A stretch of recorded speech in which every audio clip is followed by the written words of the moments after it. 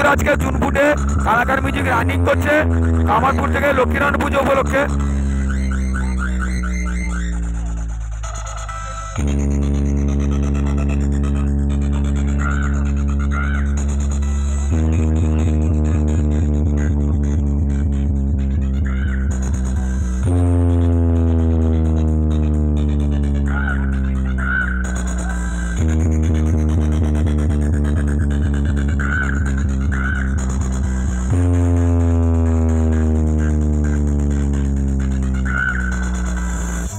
बेटा वाह, आ गए इस बार भी अपनी बेइज्जती कराने।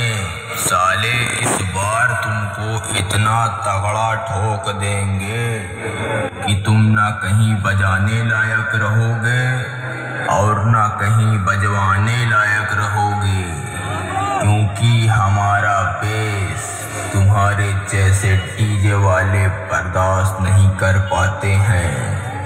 इसीलिए कहते हैं बेटा शांति से पैर पटको और यहाँ से तेल सटको, क्योंकि हम तुम्हारे बाप हैं बाप। कालाकार म्यूजिक प्रेजेंट কন্টাই থেকে